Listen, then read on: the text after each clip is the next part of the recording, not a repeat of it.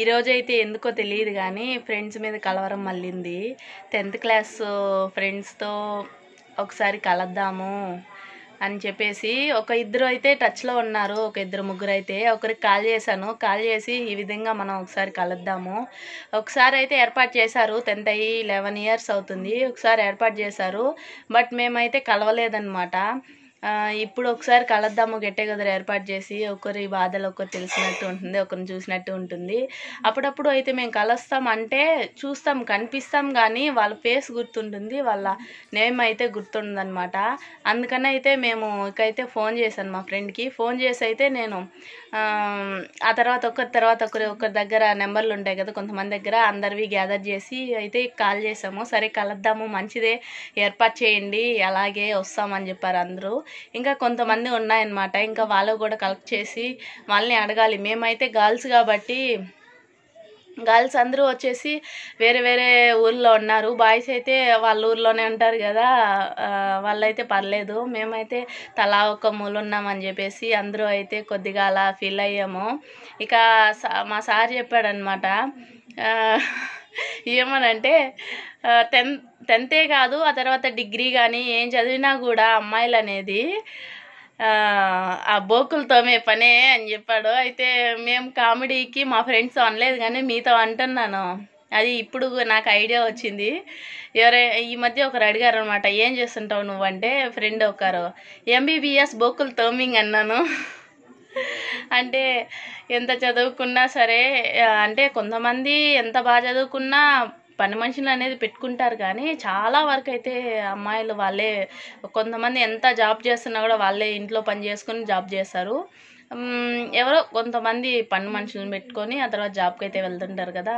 మాకైతే కుదరదు, ఇంకా మేమే పని చేసుకోవాలి.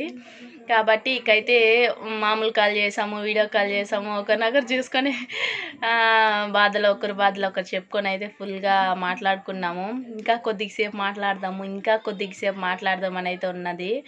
ఇక కొంచెంసేపే ఖాళీ ఉంటాం కదా. ఇక పిల్లలు ఒక్కొక్కరికి, మీకు ఎంతమంది పిల్లలు, మీ ఆయన ఏం చేస్తుంటాడు, మీ వ్యవసాయం ఉందా, మీకు పొలాలు ఉన్నాయా, ఏం జాబ్ చేస్తుంటారు, అలా ఒకరినొకరు తెలుసుకున్నాం అన్నమాట.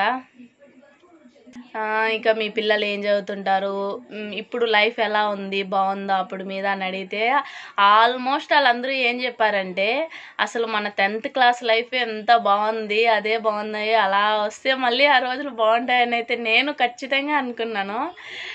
అందరికీ చెప్పాను కూడా. నిజమే, ఆ మాట మాత్రం ఖచ్చితంగా నిజమే. అసలు ఇప్పుడు లైఫ్ ఏంటి అంటే అన్నీ తెలుస్తాయి కదా, మంచి చెడు. అప్పుడేముంది, చదువుకున్నామా, తిన్నామా, పడుకున్నామా, అమ్మ నాన్న కష్టపడింది తినేసి. కానీ ఇప్పుడు అలా కాదు కదా. మనకని కొంతమంది ఉంటారు, వాళ్ళ మాటలు వినాలి, పడాలి, లేయాలి, ఇంట్లో బాధలు, సంసారం అనేది, కాపురం అనేది తెలుస్తుంది. ఇక బాధలు, పిల్లల్ని పెంచడం, ఇంకా అంతా అలా ఐడియా అంతా ఉండే కొందికే ఈ లైఫ్ కంటే ఆ లైఫే బాగుంది అనుకున్నాం.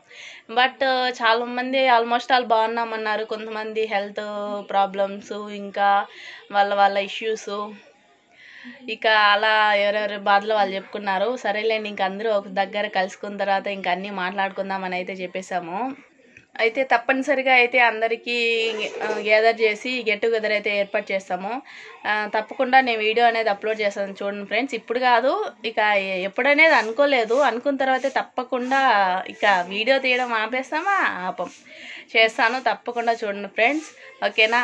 ఒకవేళ మీరు నాకు తెలిసిన విలేజ్లో ఎక్కడైనా దగ్గర ఉంటే మీరు వచ్చేయండి. మీరు ఫ్రెండ్సే కదా, యూట్యూబ్ ఫ్రెండ్స్. ఓకే, మనము ఒకసారి కలుసుకుందాం. సబ్స్క్రైబర్స్ అందరూ, యూట్యూబ్ సబ్స్క్రైబర్స్ అందరూ మనం ఒక చిన్న పార్టీ చేసుకుందాం, ఓకేనా.